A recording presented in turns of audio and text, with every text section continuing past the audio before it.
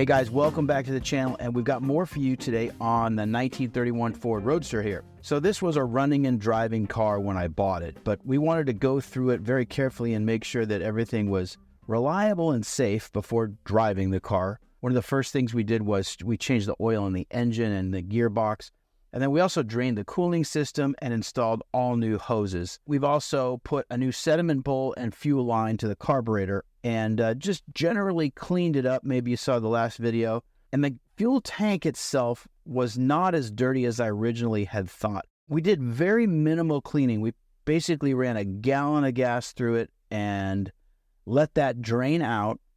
And we got a little bit of sediment and some rust and varnish out. But the fuel is now running cleanly out of the gas tank, so that's a good sign. So with that, we started the car up, and she runs just fine. She idles well. We figured, why not take it down and get it titled and registered, which is exactly what we did. However, on the way home, it started to overheat. Now, it was a 90-degree day, and I thought, well, this car's nearly 100 years old. Maybe the water passages in the engine are gunked up and we're just not getting good water flow. But we soon realized we had a bigger problem on our hands. In about a 5-mile trip, the car consumed just about a gallon of water, but it didn't leak out. So where did it go? The next thing I checked was the dipstick, and there were droplets of water on the dipstick. Not a good sign. I then checked for oil in the radiator. I didn't see any there. So that was good news. But then we also saw seepage between the cylinder head and the engine block. So put all of those things together, and what do you have? Well, you guessed it, a bad head gasket. So today we're going to be tearing into it. The cylinder head has to come off. It might take us a while to do this, but anyway, hope you enjoy. Also, let me know in the comments, do you think we should keep the stock cylinder head on this car, or should we go for a little performance enhancement, maybe a high compression head? Now, keep in mind, I want to keep this car pretty original, and you start messing with one thing, and pretty soon you're changing something else. It can get out of control pretty fast. Anyway, let's get started.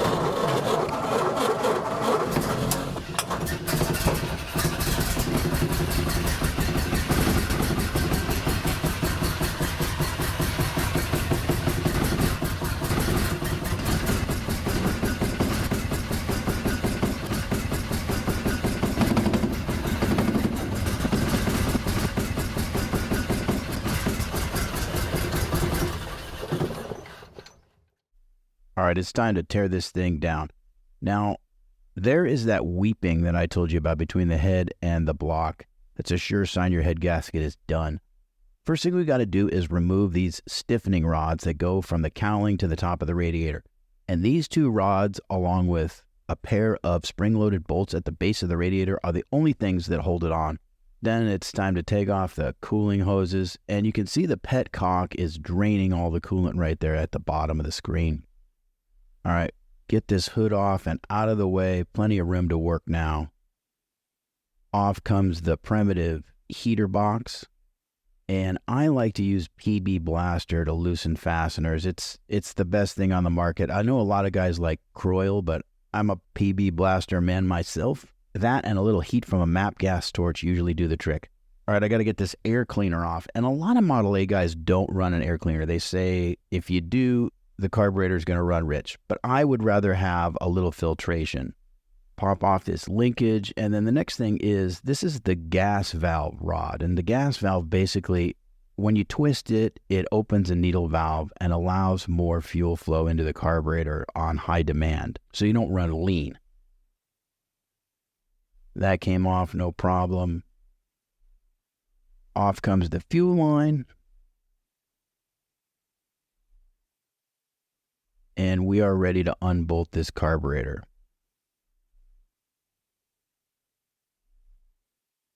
All right, the next thing I did was attack the manifolds. And exhaust manifolds are something I always dread because the many, many heat cycles combined with basically not being removed for years means that it's easy to break studs and bolts and nuts, and they're usually incredibly rusty. But luckily, these came off without too much trouble.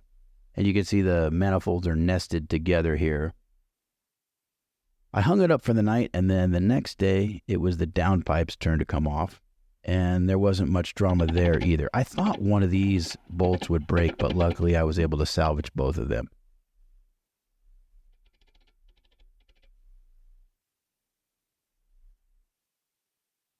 Off come the manifolds, and it's time to scrape these gaskets. That was easy. All right, here's the set screw for the distributor. Turn that lock nut off and back that screw out. This screwdriver did not give me enough leverage, so I had to use this baby. I bent this for a job a few years ago. I can't remember exactly what, but it provided just the right leverage, and it finally popped loose. And at this point, I thought, the distributor is going to slide right out. Well, I was wrong about that.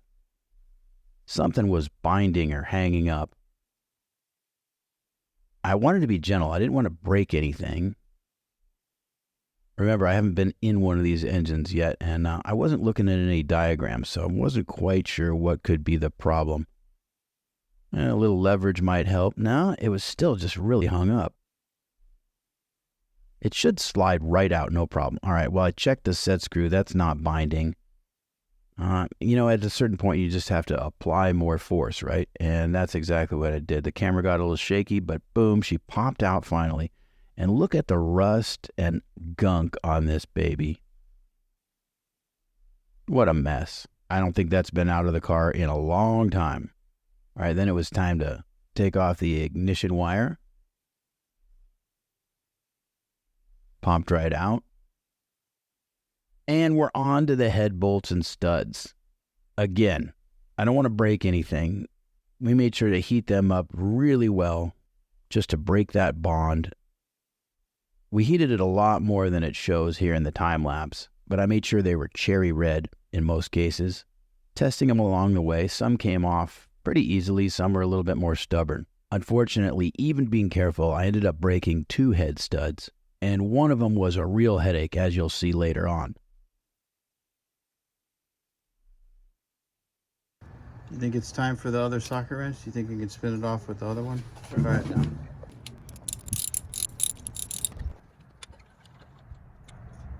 I've got to take the cooling fan off, so the first thing I'm going to do is jam the impeller with a wrench so that it won't turn and I can back the nut off.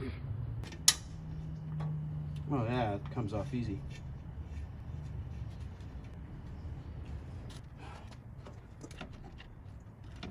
I might have to just cut that belt, but I don't want to. It's still serviceable.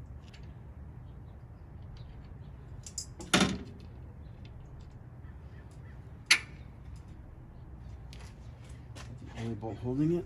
We'll see. The bolt doesn't even want to go past the pulley. It's fouled. Oh, I gotta push up on it. I should be able to get it out. Okay.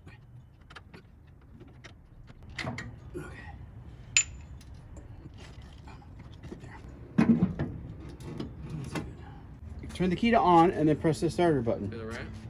Yeah, to the right, yeah.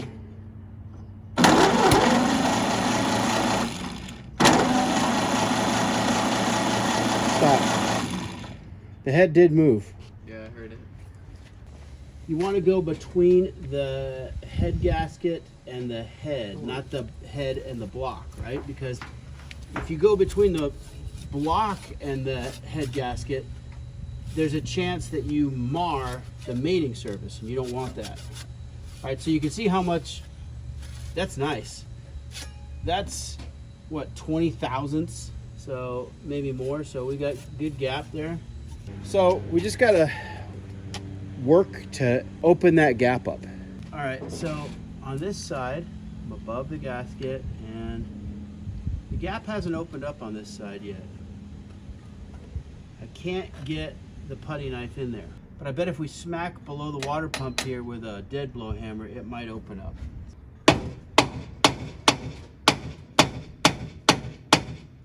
Oh yeah, it's opening up. Hey, this is gonna come off a lot easier than I thought. You see that gap there? That's looking good. Oh yeah, this baby's gonna come off easy. These Model A heads and flat heads in general are notorious for being difficult to pull. I mean, people put all kinds of wedges and levers and blocks, and there's special lifting tools that they make for them, but fortunately this one's going to come off pretty easily. I say that now, but stay tuned. We'll see what happens. So I'm going to be very, very careful with a pry bar and just open that gap up ever so slightly along the full length. Oh yeah, it's coming open. That's good. Man, even a blind squirrel gets a nut once in a while.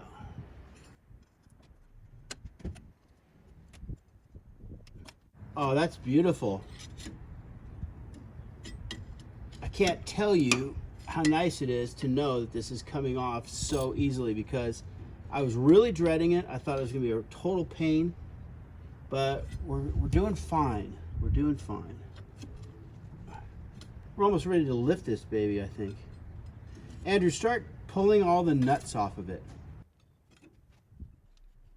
Now we got one broken stud, two broken studs. Yeah, two broken studs out of the whole lot, so that's not terrible. Got that one? Okay, good. Andrew, I want you to lift at the front. Lift at the water pump housing here with your hands, and I'm gonna pry at the back. We should be able to get her off. Yeah? Here she comes. What are we hung up on? Oh, the long studs in the front. Okay. Done, right? Okay. A little left. There we go. Okay, I got it. I got it. Oh, we got to watch that fan against the radiator. Okay. Perfect. Nice.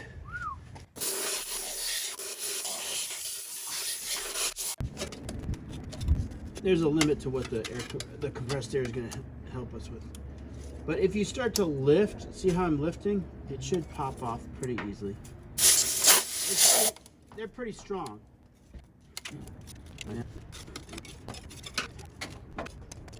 Here, take two hands and I do not see any cracks in the block. You need one intake and one exhaust. Can you guess which is which? Intake, exhaust. Yep. Why do you think that? Because of the colors. Okay, what about the colors? I guessed. Well, you're not wrong. What? You're not wrong. No, I just guessed. Though. This is the hot one. You can tell because this has carbon on it that's unburned. This is burned, so.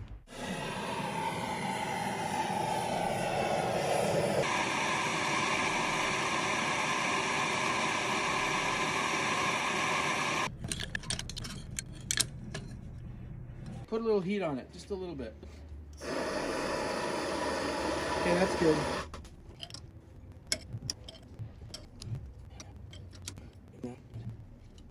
All right, let it go. Let the wrench slip all the way down. Okay.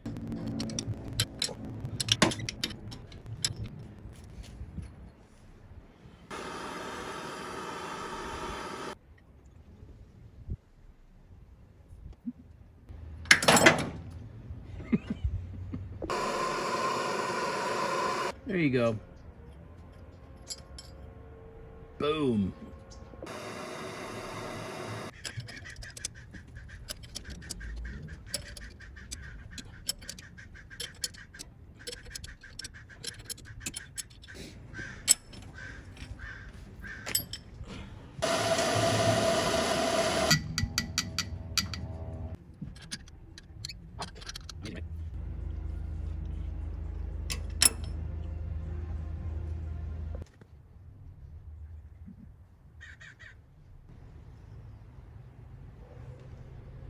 All right, now that all the head studs are out, we filled the block with a mixture of muriatic acid and distilled water. So that's going to strip all that rust and scale out of all of the water passages and improve our cooling once we put it all back together. I'm going to neutralize all of this with a mixture of water and baking soda flush it all out. Should be good to go.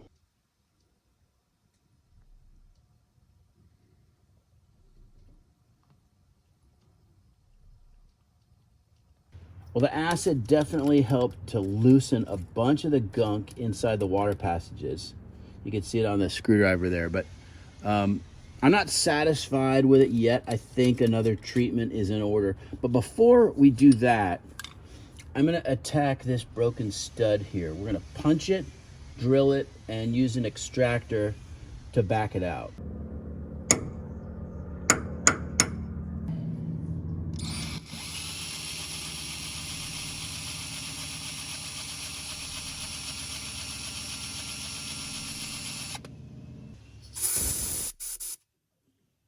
Well, that bent the punch because it's only a 1.5 mil, but I got a good mark there. That should be just fine for the drill. I got to charge the battery on my cordless drill and screwdriver. So while that's happening, I'm going to take the headlight wiring out, and that requires disassembly of the headlight. So here's how you do it. First of all, this is kind of spring loaded. You sort of pop that off, and then you can remove the lens and the bezel.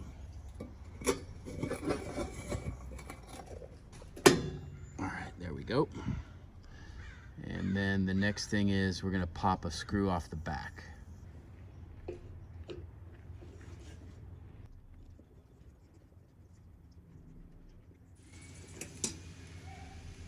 All right, now that that retaining screw is off the back, we can pull the reflector and disconnect the wiring.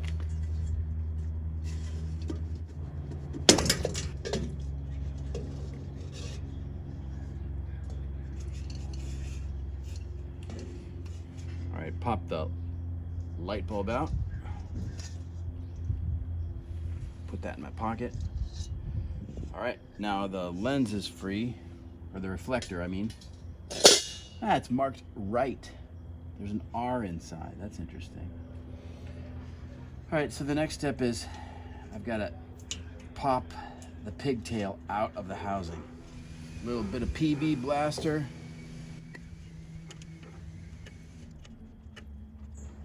Huh, I'll be damned. This should just pop out. The other one did.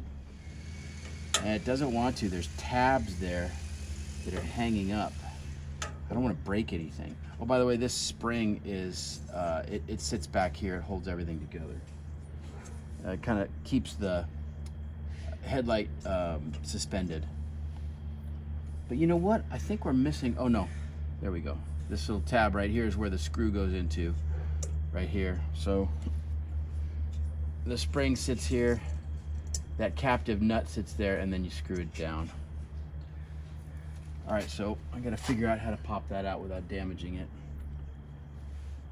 All right, so those little tabs, it's hard to see them, but they're right there. I'll try to zoom in later, but I just squeezed them a little bit with the pliers, the needle nose pliers. You throw a little blaster on there, and that should slide right out now. It's got clearance. There we go. These wires have been repaired before, but it's an old repair. Oh, you know what? I gotta pop this little captive nut off, I think, otherwise it won't come out. Will it? Yeah, I gotta pop that off.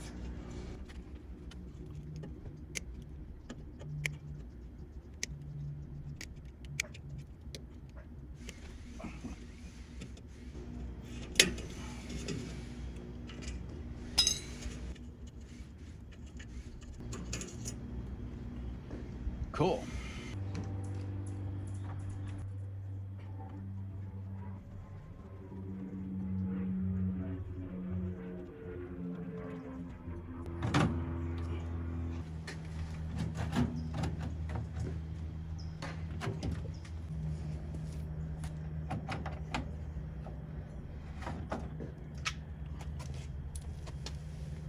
Gasket just blew up in my hand.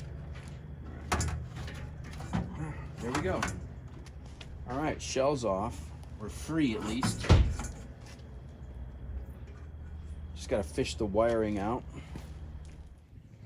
All right, check this out when I lift the radiator shell off. Look on the top right. See? Mud dauber nest.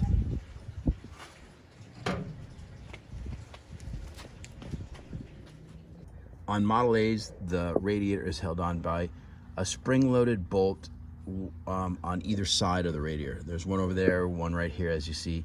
And then, of course, the stiffening rods from the radiator to the cowling. So anyway, I'm gonna put a little bit of heat on these bolts and then some PB blaster, and that should do the trick.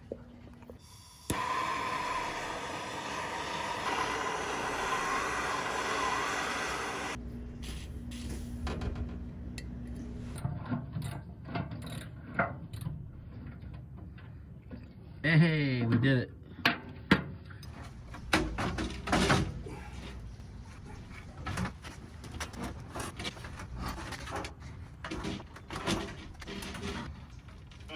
There we go. It's out.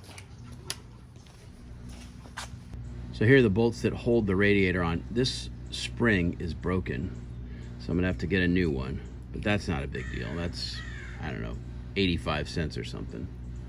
It came out pretty easy. This is probably not the way most Model A guys do it, but it can be done this way. Also, I noticed the threads on this one are hammered. This was the one off the passenger side that we were struggling with so much. I could probably clean it up with a tap and die set, but it's, I mean, why save this? It's such a cheap bolt to get. I'm just gonna replace it. All right, guys, so my plan here was to drill out the center of the broken studs and then insert a spiral extractor.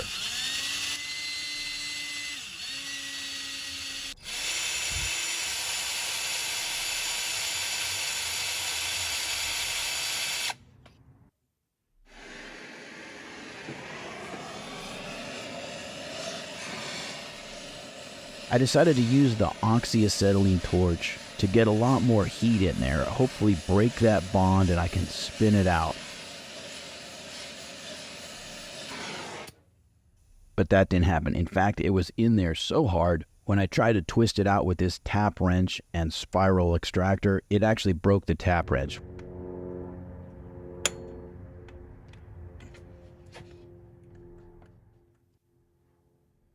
Which is not really surprising because that tap wrench was not really designed to do what I was asking of it.